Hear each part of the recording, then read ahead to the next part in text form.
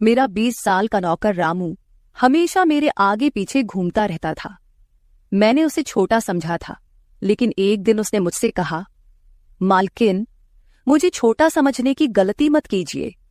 उस रात जब मैंने उसे देखा तो मैं आश्चर्यचकित हो गई थी, क्योंकि उस रात रामू ने 20 साल के लड़के की तरह नहीं, बल्कि 30 साल के आदमी की तरह मेरा। हेलो दोस्तों, आज की इस अनोखी कहानी में आप सभी का स्वागत है। जब से रामू मेरे पास सोने लगा था, तब से मेरे शरीर में बदलाव आने लगे थे। मुझे लगा था कि रामू छोटा है और उसे कुछ समझ नहीं आता होगा, लेकिन धीरे धीरे उसके असली रंग मुझे दिखने लगे। मैंने कभी सोचा भी नहीं था कि 20 साल का लड़का मेरी तरह की 40 साल की महिला को इतना सुख दे सकता है। रामू 20 साल का था। उसे मैं गांव से अपने घर काम के लिए लाई थी।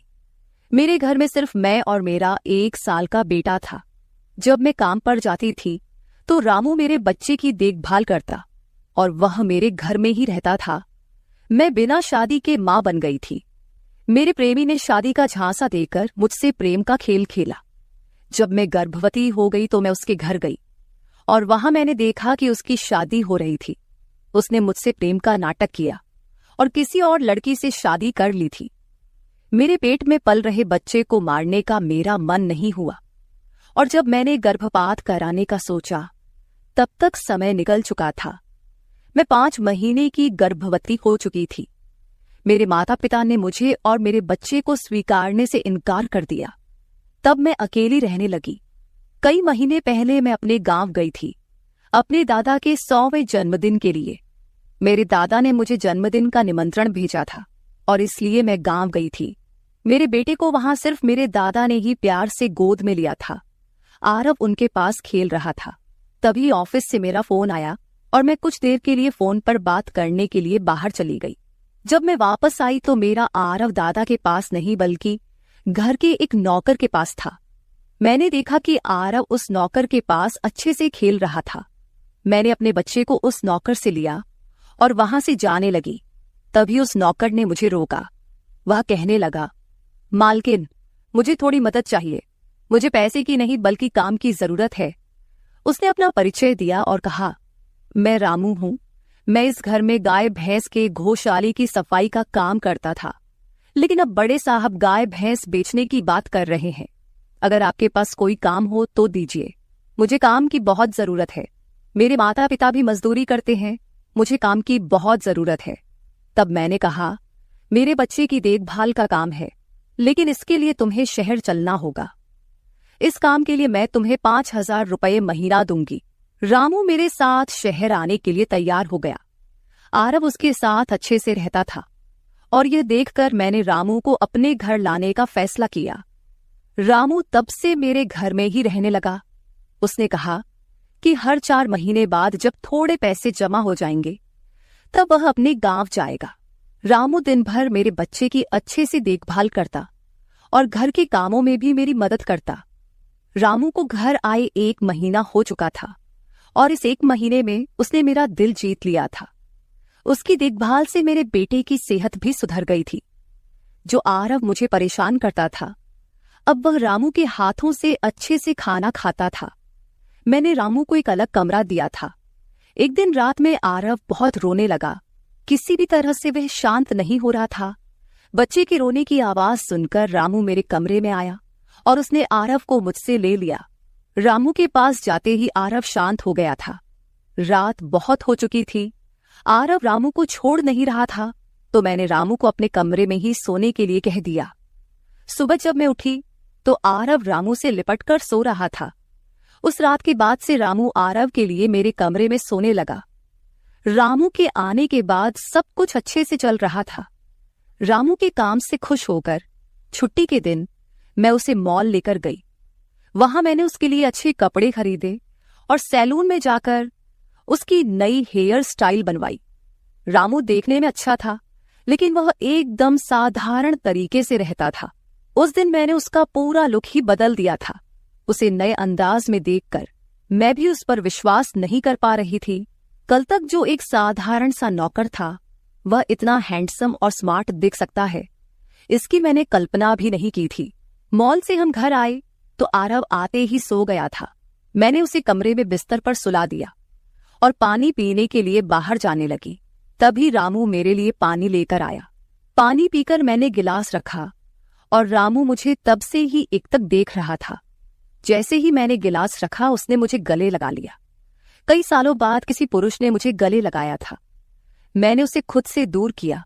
तब रामू ने कहा, मालकिन, आपकी वजह से आज पहली बार मैंने खुद से प्यार करना सीखा है। जिंदगी बहुत खूबसूरत है, बस इसे जीना आना चाहिए। आज आपने मेरा कायाकल्प करवा कर मुझ पर बहुत बड़ा उपकार किया है। मैं सच में बहुत अच्छा दिख रहा हूँ। रामू के चेहरे पर खुशी देखकर मैं भी खुश थी। अगले दिन से वह बहुत स्वच्छ और सलीके से रहने लगा था। वह 20 साल का था, लेकिन गांव का लड़का होने के कारण उसकी कद काठी अच्छी थी। वह घर में भी रोजाना कसरत करता था। उसकी लंबाई भी ठीक ठाक थी। मैंने उससे उसकी पढ़ाई के बारे में पूछा था, लेकिन उसने कहा कि अब उसका पढ़ाई से मन उठ गया है। हर सुबह ऑफिस जाने से पहले मैं अपने बच्चे को दुलार कर ऑफिस के लिए निकलती थी। आज जब मैं ऑफिस के लिए निकलने से पहले आरव को चूमने गई, तब वह रामू की गोद में था। अचानक आरव ने अपनी गर्दन घुमाई और मेरे होंठ रामू के गाल पर जा लगे। मुझे बहुत शर्मिंदगी महसूस हुई। मैंने उससे माफी मांगी और ऑफिस के लिए निकल गई। शाम को जब मैं घर आई, तब भी मैं रामू की आंखों में नजर नहीं मिला पा रही थी। रामू ने आरव को खाना खिलाकर सुला दिया था। फिर हम दोनों ने साथ में खाना खाया। खाना खत्म करने के बाद मैं अपने कमरे में गई। वहां मैं अपनी दवाइयां ले रही थी। मुझे माइग्रेन की समस्या थी, उसी की दवा मैं ले रही थी। दवा लेने के बाद भी मेरा सिर बहुत दर्द कर रहा था। मैं अपने कमरे में सिर पकड़कर बैठी हुई थी। कुछ देर बाद रामू कमरे में आया। मुझे इस हाल में देखकर उसने पूछा कि क्या हुआ। जैसे ही उसे पता चला कि मेरा सिर दर्द कर रहा है, उसने मेरे सिर की मालिश शुरू कर दी। रामू की मालिश से मुझे आराम मिल रहा था। धीरे धीरे मुझे गहरी नींद आने लगी। उस रात मुझे बहुत अच्छी नींद आई थी। अगले दिन हमारे ऑफिस में ट्रेडिशनल डे का फंक्शन था और इसके लिए मैंने गुजराती लुक अपनाने का फैसला किया।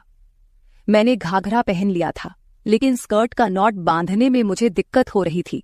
तब मैंने रामू को कमरे में बुलाया और उससे नॉट बांधने को कहा। नॉट बांधते समय उसका हाथ मेरी खुली पीठ पर से गुजर रहा था। मैंने उसे छोटा समझा था, इसलिए मैंने उसे यह काम करने के लिए कहा था। मेरे पास और कोई विकल्प भी नहीं था। तैयार होकर जब मैं जाने लगी, तो रामू ने मुझे रोका और अंदर से काजल लेकर आया। उसने मेरे कान के पीछे काजल लगाया और कहा, मालकिन, अब आपको किसी की नजर नहीं लगेगी। आप बहुत सुंदर लग रही हैं। उसकी बात सुनकर मैं हंसी और चलने लगी।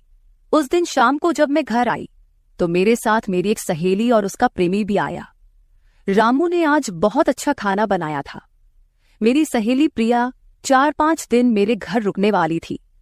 अगले 3 दिन उसका प्रेमी भी मेरे घर पर था। अगले दिन रात को रामू ने खाना बनाया और प्रिया और उसके प्रेमी को खाने के लिए बुलाया, लेकिन वे दोनों कमरे में ही ड्रिंक कर रहे थे। प्रिया तो बहुत ज्यादा पी चुकी थी। वह खाना खाए बिना ही सो गई। उसका प्रेमी रोहन हमारे साथ खाना खाने बैठा। उसने कहा, प्राची, तुम प्रिया से भी ज्यादा सुंदर हो। रोहन के बोलते ही रामू उसे गुस्से से देख रहा था। खाना खत्म करने के बाद रोहन अपने कमरे में चला गया। उसके जाते ही रामू मुझसे कहने लगा, मालकिन, आपके ये कैसे दोस्त हैं? मुझे उस आदमी की बात बिल्कुल भी अच्छी नहीं लगी। तब मैंने रामू से कहा, मैं तुझे घर के सदस्य की तरह मानती हूँ। इसका यह मतलब नहीं कि तू मेरे मेहमानों से कुछ भी कहे। तेरा काम है आए हुए मेहमानों की सेवा करना, इसलिए तू सिर्फ वही कर। बाकी मुझे कुछ सिखाने की जरूरत नहीं। रामू को डांट कर मैं अपने कमरे में चली गई। मैंने उसे डांट दिया था, फिर भी वह मेरे लिए पानी लेकर आया। तब मैंने अपनी दवा ली और पानी पीकर सो गई। आज रामू मेरे कमरे में सोने नहीं आया था, ऐसा मुझे लगा। लेकिन सुबह जब मेरी आंख खुली, तो मैंने उसे अपने बगल में पाया। सुबह मेरी आंख खुली तो मेरे सामने प्रिया थी। वह बहुत गुस्से में लग रही थी। रामू को मेरे सामने लाया गया। उसके हाथ में प्रिया की ओढ़नी बंधी हुई थी। प्रिया ने कहा, तुम्हारे इस देहाती नौकर ने मेरे प्रेमी का हाथ तोड़ दिया है। रामू बस सिर हिलाता रहा और बोला, मालकिन, मैंने कुछ भी नहीं किया। रात को रोहन साहब नशे में थे, तभी उनका संतुलन बिगड़ गया होगा और वे गिर गए होंगे। रामू भला रोहन साहब पर हाथ क्यों उठाएगा? प्रिया अब भी नशे में लग रही थी, ऐसा मुझे लगा। रामू ने मेरे लिए उन दोनों से माफी मांगी। प्रिया और रोहन तभी वहां से चले गए। रामू मुझसे भी माफी मांगने लगा। मुझे पता था कि उसने कुछ नहीं किया था। आज मैंने छुट्टी ली थी क्योंकि कई दिनों से मैं बहुत व्यस्त थी। आज सोचा कि खुद के लिए थोड़ा समय निकालूं। नाश्ता करने के बाद मैं फिर से 1 घंटे के लिए सो गई। आरव भी मेरे साथ सो गया था। उठने के बाद मुझे 1 कप चाय की जरूरत महसूस हुई। मैं रामू को चाय बनाने के लिए पुकार रही थी, लेकिन उसकी तरफ से कोई जवाब नहीं आ रहा था। उसे ढूंढते ढूंढते मैं उसके कमरे में गई। वहां जाकर देखा कि रामू अभी अभी नहाकर बाथरूम से बाहर आया था। उसने शर्ट नहीं पहनी थी। मैंने पहली बार उसे इस तरह देखा। रामू का शरीर बेहद मजबूत था। उसका शरीर किसी योद्धा की तरह दिख रहा था। मैं उसे टकटकी लगाकर देख रही थी। मुझे उस वक्त कोई होश नहीं था। कई सालों बाद मैं किसी जवान पुरुष को इस तरह बिना कपड़ों के देख रही थी। मैं उसे टकटकी लगाए देख रही थी। तभी रामू ने मुझे आवाज दी। वह मेरे सामने शर्ट पहनकर खड़ा था, फिर भी मैं अपनी सुध-बुध खोए उसे देख रही थी। उसने मेरी आंखों के सामने चुटकी बजाई। तब मैं होश में आई और उससे कहा कि मेरे लिए चाय बना दे। आज घर में ही थोड़ा खुद का स्किन केयर करने का सोचा, इसलिए दोपहर के समय मैं अपने कमरे में अपना पार्लर चलाने लगी। उस समय मैंने शॉर्ट्स और गाउन पहन रखा था और मैं अपने पैरों का वैक्सिंग कर रही थी। वैक्सिंग करते समय गलती से मैंने थोड़ा ज्यादा गर्म वैक्स अपने पैर पर लगा लिया, जिससे जलन हुई और मेरे मुंह से तेज आवाज निकल गई। मेरी आवाज सुनकर रामू दौड़ता हुआ मेरे कमरे में आया। उसने मेरे जले हुए पैर को देखा। उसने मेरे पैर से गर्म वैक्स हटाया और वहां क्रीम लगा दी। उसके हाथ बार बार मेरे पैर पर अनजाने में फिर रहे थे और उस वक्त मेरे मन में जो भावनाएं उत्पन्न हो रही थीं, उन्हें व्यक्त करना मेरे लिए मुश्किल हो रहा था। रामू की नजर मुझ पर पड़ते ही मैं दर्द से कराह उठी। मुझे इस हालत में देखकर उसने कहा, बाई साहब, अब आप बस आराम से लेट जाइए। आपको जो भी करना है मुझे बताइए, मैं आपकी मदद कर दूंगा। मैंने उसे मेरे दूसरे पैर का वैक्सिंग करने को कहा। रामू ने जैसा मैंने बताया वैसा ही किया। उसने मेरे चेहरे की मसाज भी कर दी। उसके स्पर्श से मुझे बहुत आराम मिला। आज का छुट्टी का दिन मेरे लिए आरामदायक बीता। रामू में हर गुण भरा हुआ था। वह किसी भी काम में पीछे नहीं था। आज रात मैंने उसे मेरे कमरे में सोने के लिए मना कर दिया। दिन भर मैं घर में नहीं होती, कम से कम रात को तो मुझे मेरे बच्चे के साथ अकेले समय बिताना चाहिए। हर बार रामू का आना मुझे पसंद नहीं था, इसलिए मैंने उसे कमरे में सोने के लिए मना कर दिया। इस तरह दिन बीतने लगे। कुछ दिनों तक रामू के बिना आरव रात को सो नहीं पाता था, लेकिन धीरे धीरे उसने रोना बंद कर दिया। मुझे अपने अंदर कुछ बदलाव महसूस होने लगे थे। सुबह उठते ही मेरा शरीर बहुत दुखने लगता था। अचानक ये सब क्यों हो रहा है, समझ नहीं आ रहा था। कुछ दिनों में मेरी शारीरिक पीड़ा इतनी बढ़ गई कि मुझे बिस्तर से उठने की भी इच्छा नहीं होती थी। तब मैंने ऑफिस से 1 हफ्ते की छुट्टी ले ली। कुछ दिनों आराम किया, शायद थोड़ा ठीक हो जाऊं। अब पूरा वक्त आरव रामू के साथ रहता था। जब उसे भूख लगती तो वह बीच बीच में मेरे पास आ जाता। आज मैं अपनी कमर पकड़कर बैठी थी। रात को रामू पानी लेकर मेरे कमरे में आया। मेरी कमर पर हाथ देखकर उसने समझ लिया कि मुझे बहुत तकलीफ हो रही है। रामू ने कहा, बाई साहब, अगर आपको कोई आपत्ति ना हो तो मैं आपकी कमर की मालिश कर देता हूं। मेरी कमर इतनी दुख रही थी कि मैंने उसकी मालिश के लिए हाँ कर दी, लेकिन उससे पहले मैंने अपने कमरे की लाइट बंद कर दी।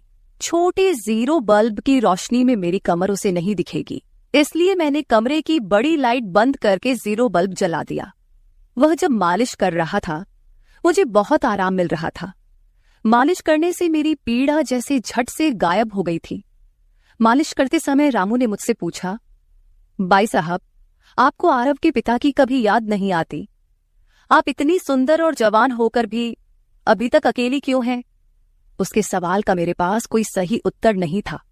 मैंने उससे कहा कि शायद तुम्हारे सवाल का उत्तर मेरे पास नहीं है। उस सवाल पर वहीं विराम लग गया। रामू की मालिश से मुझे अच्छी नींद आ गई थी। अगले 2 दिन बाद वह तारीख थी जब मैंने अपने प्रेमी से मुलाकात की थी। आखिर वह दिन आ ही गया। उस दिन मैंने दिन भर अपने मन को किसी न किसी काम में व्यस्त रखने की कोशिश की, लेकिन रात के अंधेरे में मुझे अपने प्रेमी की बहुत याद आ रही थी। आज वह मेरे साथ नहीं था, लेकिन वह मेरे बच्चे का पिता था। आरव को देखकर मुझे रोज उसकी याद आती थी और आज मैं अपनी भावनाओं को छुपा नहीं पाई। मैं अपने कमरे में जोर जोर से रोने लगी। आरव पास में सो रहा था, इसका भी मुझे ध्यान नहीं रहा। मैंने आज अपनी दवाइयां भी नहीं ली थीं। रामू पानी लेकर मेरे कमरे में आया। मुझे रोते हुए देखकर उसने मुझे पानी पिलाया। जब मैं शांत हुई तो उसने मुझे दवाइयां दी। मेरे रोने की आवाज से आरव हल्का हिलने लगा। वह जाग न जाए, इसलिए रामू मुझे अपने कमरे में ले गया। वहां जाकर मैंने उसे कसकर गले लगा लिया। ऐसा लग रहा था कि मैंने अपना होश खो दिया था। मेरा रोने का कारण सुनकर रामू भी शांत हो गया था। वह लगातार मेरे आंसू पोंछ रहा था। रोते रोते मैंने उसका कंधा पकड़ लिया। धीरे धीरे मैंने उसे और करीब खींच लिया। मैंने उससे कहा, रामू, आज की रात मैं तुम्हारे साथ बिताना चाहती हूं। तब रामू ने कहा, भाई साहब, मैं अभी छोटा हूं, मुझे कुछ भी नहीं आएगा। उसकी बात सुनकर मैंने उसे और पास खींच लिया। उस रात मैं उसके कमरे में थी, लेकिन सुबह जब मैं उठी तो वह मेरे पास नहीं था। उसकी शर्ट वहीं पड़ी हुई थी। जब मैं बाहर गई तो मैंने देखा कि रामू मेरे बच्चे को दूध और बिस्किट खिला रहा था। मुझे आरव का ख्याल नहीं आया था, लेकिन रामू ने नहीं भुलाया। उसने हम दोनों माँ बेटे को खुश कर दिया था। रात की थकान के बाद मैं सुबह देर से उठी थी।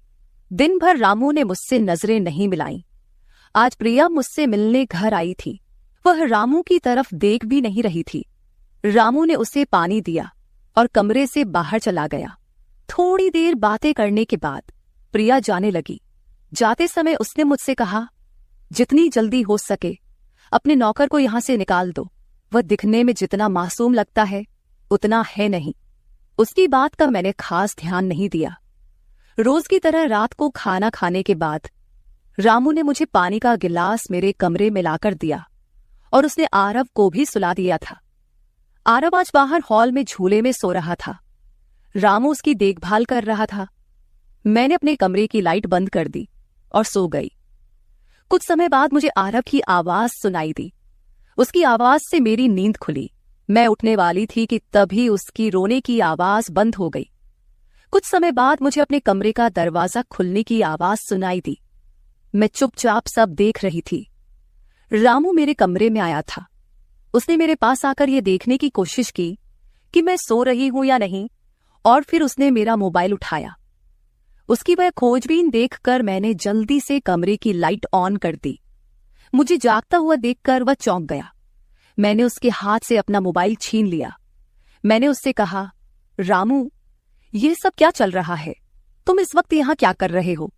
वह कुछ नहीं कहकर वहां से जाने लगा, लेकिन मैंने उसे इतनी आसानी से छोड़ने का इरादा नहीं किया था। मैंने उसे उसका वीडियो दिखाया जिसमें वह प्रिया के बॉयफ्रेंड पर हाथ उठा रहा था। उस दिन रोहन के मोबाइल का कैमरा गलती से चालू रह गया था और उसमें उनकी हाथापाई रिकॉर्ड हो गई थी। सुबह जब प्रिया मुझसे मिलने आई थी तब उसने मुझे वह वीडियो दिखाया था और तब से मैं रामू पर नजर रख रही थी। रामू, तुमने झूठ क्यों बोला? तुमने रोहन पर हाथ क्यों उठाया? तब उसने कहा, जो भी आप पर बुरी नजर डालेगा उसके साथ मैं यही करूंगा। मालकिन, उस रात जब रोहन नशे में था वो आपके कमरे में आया था। वो आपके साथ कुछ गलत करने की कोशिश कर रहा था और इसलिए मैंने उस पर हाथ उठाया। रामू की बात सुनकर मैंने कहा, ठीक है, मैं तुम्हारी बात मानती हूं, लेकिन तुम मुझे नींद की दवा क्यों दे रहे थे? आज मैंने तुम्हें मेरे पानी में दवा मिलाते हुए देखा है। तुम्हारी नजर मुझ पर थी और तुम जो चाहते थे वह मैंने तुम्हें दे दिया है। अब अपना हिसाब करो और गांव निकलो। मेरी बात सुनकर रामू बोला, मालकिन, आप जैसा सोच रही हैं वैसा कुछ भी नहीं हुआ है। कल रात मैंने आपके साथ कुछ भी गलत नहीं किया। मैंने आपके पानी में नींद की दवा मिलाई थी, जिससे आप मेरे पास आते ही सो गई थीं, और मुझे आपके साथ कुछ भी गलत नहीं करना था। कुछ दिन पहले मैंने आपको रात में फोन पर बात करते हुए देखा था। मैंने आपकी बातें सुनी थी। आप फिर से अपने उस प्रेमी से मिलने की तैयारी कर रही थी। आपकी मुलाकात आपके ही घर में तय हुई थी। मुझे यह सब पता था। आप उससे ना मिले, इसलिए मैं आपको रात में नींद की दवा दे रहा था। वह व्यक्ति अब भी आपको धोखा दे रहा है। वह आपसे झूठ बोल रहा है। वह आपके बच्चे को आपसे छीनने के लिए आपके करीब आ रहा है। उसकी पत्नी को बच्चा नहीं हो सकता, इसलिए वह आपके पास आ रहा है। उसने अपनी पत्नी को तलाक नहीं दिया है। वह आपसे झूठ बोल रहा है। रामू, तुम हो कौन? तुम्हें यह सारी जानकारी कैसे मिली? तब उसने कहा, आपके बाबा साहेब ने मुझे आपका फोटो दिखाया था। मुझे आप पहली नजर में ही अच्छी लगी थी, लेकिन बाबा साहेब ने यह भी कहा था कि आप शादी के खिलाफ हैं। तब मैंने उनके साथ मिलकर यह प्लान बनाया। आपके दिल में अपनी जगह बनाने के लिए मैं यहां आया था, लेकिन यहां आने के बाद मैंने देखा कि बहुत से लोग आप पर बुरी नजर रखते हैं, इसलिए मैंने आपकी सुरक्षा करनी शुरू कर दी। रामू 20 साल का नहीं था। मेरा पहला शक सही निकला। वह 30 साल का था और एक अच्छी नौकरी पर था। उसने मेरे प्यार के लिए इतनी मेहनत की थी। रामू ने मेरे प्रेमी के बारे में जो भी कहा था वह सब सच था। रामू ने मेरे प्रेमी की सारी जानकारी सही निकाली थी। रामू जैसा ईमानदार पति और मेरे बच्चे का पिता मिलना मेरे लिए बहुत बड़ी बात थी। मैं अपने प्रेमी के धोखे के जाल में फंसने से बच गई थी। आज मैं विक्रांत उर्फ रामू के साथ बहुत खुश हूं। वह मुझसे और मेरे बच्चे से बहुत प्यार करता है। मेरे बाबा साहिब की वजह से आज मेरा परिवार शुरू हुआ। मुझे रामू जैसा पति मिला, ये मेरा सौभाग्य था। दोस्तों, जो आपसे सच्चा प्यार करता है वह किसी भी कठिनाई में आपका साथ नहीं छोड़ता। रिश्ते निभाने वाले को किसी वजह की जरूरत नहीं होती, और रिश्ते तोड़ने वालों के लिए एक बहाना भी काफी होता है।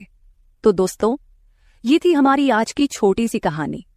आपको ये कहानी कैसी लगी कमेंट करके जरूर बताएं। अगर आप ऐसी ही और भी इंटरेस्टिंग कहानियां सुनना चाहते हो तो चैनल को सब्सक्राइब जरूर कर ले और बेल नोटिफिकेशन ऑन कर ले, ताकि आपको मेरी आने वाली हर वीडियो समय से मिल सके। कल मिलेंगे एक और वीडियो के साथ। धन्यवाद।